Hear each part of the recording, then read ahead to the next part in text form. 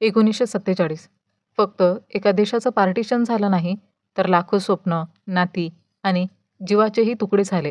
The Bengal files त्यात जखमा उघडते, ज्या अजूनही आपल्या समाजात जिवंत आहे. ही कहाणी आहे रक्ताने माखलेल्या इतिहासाची आणि त्या लोकांची ज्यांनी धर्मापेक्षा माणुसकीवर विश्वास ठेवला.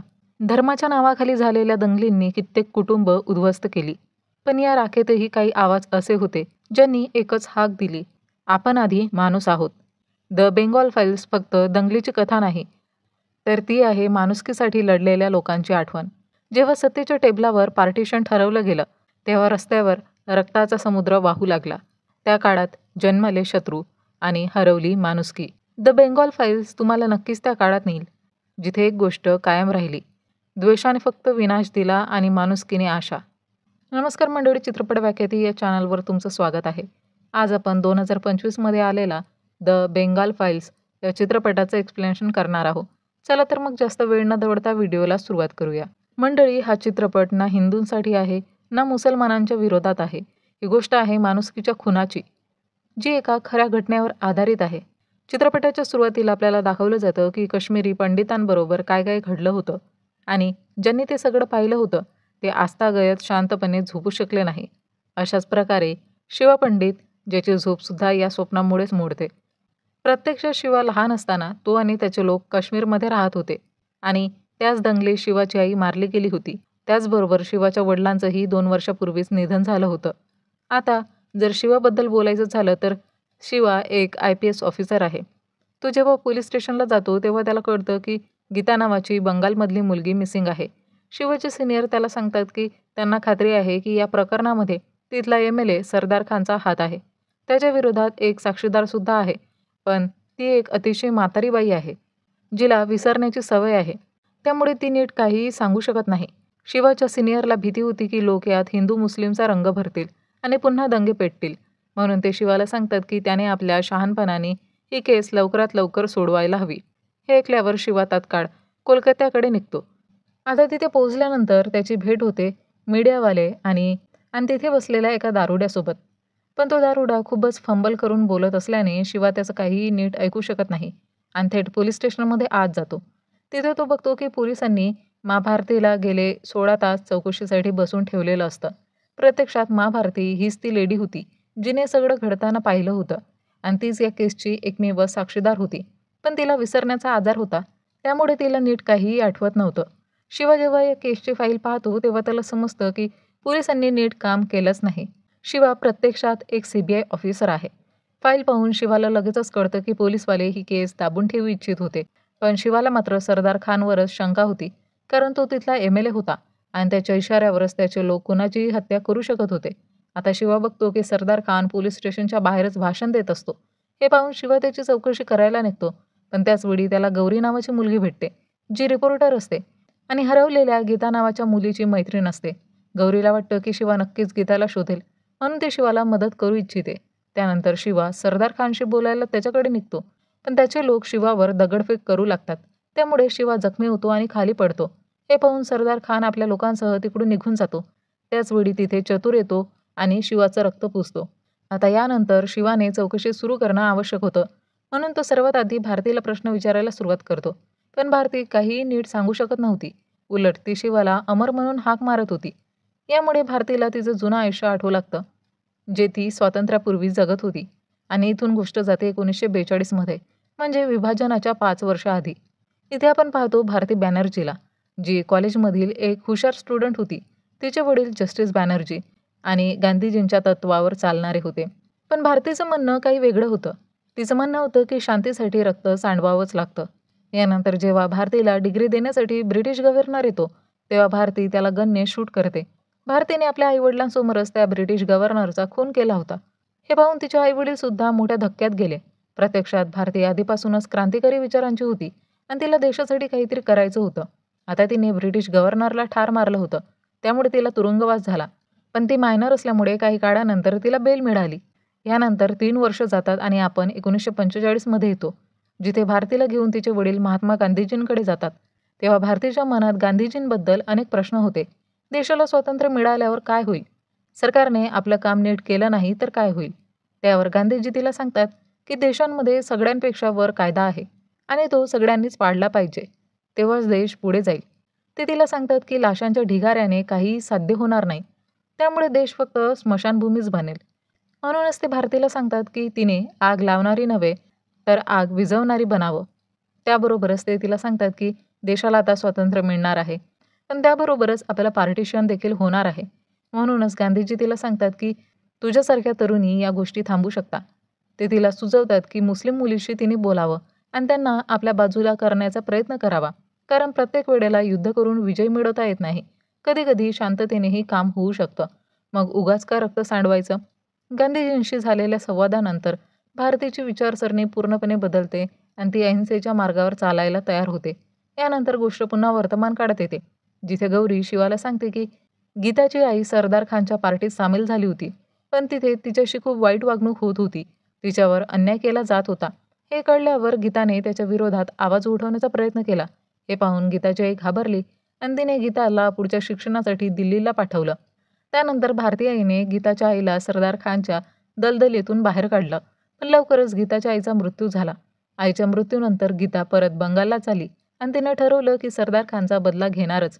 आपल्यावर कुणाला शंका येऊ नये म्हणून ती भारतीच्याच घरी राहू लागली.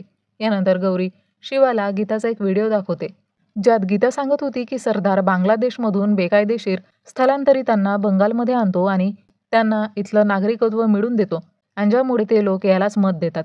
सरदार खानबद्दल खूप लोकांना माहिती होती, पण त्याच्या विरोधात कुणीही बोलू शकत नव्हतं, कारण त्याचे अंडरवर्ल्डशीही मजबूत कनेक्शन होते आणि त्याच्या इशाऱ्यावर दंगली देखील घडू शकत होते. म्हणूनच कुणालाच त्याच्या विरोधात जाण्याची हिंमत होत नव्हती. गीता जेव्हा हे सगळं व्हिडिओमध्ये रेकॉर्ड करत होती, तेव्हाच काही लोकांनी तिच्यावर हल्ला केला आणि ते सगळं मोबाईलमध्ये रेकॉर्ड होत राहिलं. गौरीला माहिती होतं की पोलीस सरदार खानसोबतच मिळून आहे, त्यामुळे तिने हा व्हिडिओ पोलिसांना दिला नव्हता. पण आता तिने तो शिवाला दिला. यानंतर शिवाने सरदार खानला पोलीस स्टेशनमध्ये चौकशीसाठी बोलावलं, पण तो स्वतः न येता आपलं गुंड तिथे पाठवतो. हे पाहून शिवाला प्रचंड राग येतो आणि मग शिवा त्या सगळ्यांना मारून हाकलून लावतो. तरी बाकी पोलीसवाले त्याला असं करू नकोस म्हणून थांबवत होते. तरीही शिवा त्यांचं काही ऐकत नाही. यानंतर शिवा पुन्हा भारती माईकडे येतो आणि तिच्याकडून गीताबद्दल विचारतो. तेव्हा ती त्याला एक गोष्ट सांगू लागते. एक राक्षस होता, जो देवता आणि दानव दोन्हींचं रूप धारण करू शकत होता. त्याच्याकडे जे लोक येत त्यानुसार तो स्वतःला कधी देव तर कधी दानव बनवत असे आणि यामुळेच कुणीही त्याला हरू शकत नव्हतं. यानंतर गोष्ट पुन्हा 1945 मध्ये शिफ्ट होते. तेव्हा भारताचं विभाजन होणार होतं, म्हणून गांधीजी जिन्नासोबत बैठक घेत होते. त्यावेळी गांधीजींचं म्हणणं होतं की हिंदू आणि मुस्लिम यांनी एकत्र राहायला हवं, पण जिन्नाचं म्हणणं होतं की दोन्ही धर्म खूप वेगवेगळे आहेत आणि जर ते एकत्र राहिले तर नक्कीच काही ना काही समस्या होत राहतील. यानंतर दिवस येतो 16 ऑगस्ट 1946. बंगालसाठी एक साधा दिवस. लोक खूप आनंदात होते आणि गव्हर्नरने सुट्टी जाहीर केली होती. पण त्याचवेळी सर्व पोलीस स्टेशनमधून हिंदी ऑफिसर्स काढून टाकले गेले होते आणि त्यांच्या जागी मुस्लिम ऑफिसर नेमले गेले होते, जेणेकरून आज जे काही होणार होतं त्यात कुणीही अडथळा आणू नये. यानंतर काही मुस्लिम लोकांनी अंडरवर्ल्डसोबत हातमिळवणी करून तिथे दंगे सुरू केले. असं म्हणतात ना की जेव्हा देशाचे लोक बटवारा नको म्हणतात, तेव्हा त्याचं लक्ष दुसरीकडे वळवण्यासाठी एखादी मोठी साजिश रचली जाते. अगदी तसंच त्यांनी केलं होतं, जेणेकरून बंगालचे 2 तुकडे होतील. या दंग्याच्या मध्यभागीच भारती तिथे अडकून पडते. भारती कसंबसं त्या लोकांपासून बचाव करून आपल्या वडिलांकडे पोहोचते. तिचे वडील कारने पडून जाण्याचा प्रयत्न करत होते. मग भारती ही आपल्या आईसोबत त्या कारमध्ये बसते आणि तिघे तिकडून निघून जातात. पण मध्येच कारचं पेट्रोल संपतं आणि गाडी थांबते. तेवढ्यात काही लोक त्यांच्यावर हल्ला करतात. त्यामुळे भारतीचे वडील भारती आणि तिच्या आईला पुढे निघून जाण्यास सांगतात आणि ते पेट्रोल आणण्यासाठी जातात. यानंतर भारती आणि तिची आई एका मिलमध्ये पोहोचतात, जिथे आधीपासूनच खूप लोक जमा झालेले असतात. पण अचानक त्या मिलला आग लावली जाते. तिथून भारती कसंबसं करून पडून जाते, पण तिची आई पडू शकत नाही. तेवढ्यात काही लोक तिथे येतात आणि जमलेल्या लोकांना मारून टाकतात. हे पाहून भारती तिथेच बेशुद्ध होते. दुसऱ्या दिवशी सकाळी तिचा जीव वाचतो, कारण अमरजीत नावाचा शीख तिला पाहतो. अमरजीत तिला धीर देतो आणि म्हणतो, तुला स्वतःसाठी लढावं लागेल आणि जगावंही लागेल. यानंतर अमरजीत भारतीला घेऊन गोपालपटना नावाच्या एका हिंदूकडे येतो, जो अशा मुलींची मदत करायचा. तिथे सगळ्या जातीचे हिंदू होते आणि ते एकत्र येऊन काम करायचे. पण आता त्यांच्यावरही हल्ले सुरू झाले होते. त्यामुळे तेही मुस्लिम लोकांवर हल्ला करू लागले, कारण हिंदू अखेर किती काळ शांत राहणार होते. म्हणून आता तेही प्रत्युत्तर देऊ लागले. पण हे समजताच गांधीजींनी हिंदूंना सांगितलं की ते असं करू शकत नाही. काही झालं तरी त्यांनी शस्त्र उचलू नये. गांधीजींच्या सांगण्यावरून हिंदू लोकांनी त्यांची घोषणा मान्य केली. त्यानंतर गांधीजींनी धरणा केला. तिथे शस्त्र टाकण्यासाठी पता नावाचा माणूसही आला होता. त्याने गांधीजींना फक्त एक प्रश्न विचारला, जर काही लोकांनी त्यांच्या मायबहिणींना पळवून घेऊन गेले तर ते काय करतील? यावर गांधीजींचं म्हणणं होतं, जर असं झालं तर त्यांनी स्वतःला संपवून टाकावं. हे ऐकून पत्ता गांधीजींना म्हणाला, त्यांच्या या हट्टामुळे तो आपल्या धर्माला धोका देऊ शकत नाही. म्हणून त्याने स्पष्ट सांगितलं की तो आपलं शस्त्र कधीच टाकणार नाही. यानंतर दंगे सुरूच राहिले आणि त्यात सुमारे 20 लाख लोकांचा बळी गेला. हे पाहून भारती आणि अमरजीत दोघेही थक्क झाले. कथानक आता पुन्हा वर्तमानात येतं, जिथे सरदार खानच्या इशाऱ्यावरून जमाव शिवाच्या विरोधात घोषणा देऊ लागतो. हे ऐकून शिवा त्या लोकांशी बोलायला निघतो, पण भारती त्याला थांबवते आणि सांगते की त्याने असं करू नये, कारण ही फक्त एक गर्दी आहे. यांच्याकडे ना स्वतःची बुद्धी आहे ना स्वतःचा काही उद्देश. हे फक्त त्यांच्या मालक जे सांगतात तेच करतात. म्हणूनच अशा लोकांशी बोलणं खूपच डेंजरस ठरू शकतं आणि यात शिवाचा प्राणही जाऊ शकतो. भारती म्हणते की त्या दिवशी तिच्या बाबांनी तिला आणि तिच्या आईला पुढे पाठवलं, तेव्हा ते लोकांना शांत करण्याचा प्रयत्न करत होते, पण त्या लोकांनी त्यांना अत्यंत क्रूरपणे मारलं. ती गर्दी सरदार खाननेच पाठवली होती. म्हणून शिवा सरदारला पकडण्यासाठी त्याच्या घरी जातो, स्वतःसोबत काय होईल याची पर्वा न करता. सरदार शिवाला पाहतो आणि त्याला आत बोलावतो. शिवा आत जाताच सरदार लगेचच शिवाच्या सिनियरला फोन करतो. शिवाचा सिनियर शिवाला सांगतो की सरदारला अटक करण्यापूर्वी त्याने त्याची परवानगी घ्यायला हवी होती. त्यामुळे तो शिवाला ओरडतो आणि म्हणतो, शांतपणे तिकडून निघून जा, कारण जर तू सरदारला अटक केली तर तिथे दंगली उसळू शकतात. त्यानं स्पष्ट केलं की जे काही करायचं असेल ते शांततेत करायचं. हे ऐकल्यावर शिवाकडे दुसरा काही पर्याय राहत नाही. सरदार त्याला सांगतो की त्याने त्याला सॉरी म्हणावं. शिवा ते मान्य करून सॉरी म्हणतो. त्यानंतर सरदार त्याला बंगाली भाषेत सॉरी बोलायला सांगतो. शिवा तसंच करतो, पण लगेचच सरदार शिवाला जोरदार थोबाडीत मारतो आणि तिकडून निघून जायला सांगतो. ही अपमानाची गोष्ट शिवासाठी पचवणं सोपं नव्हतं.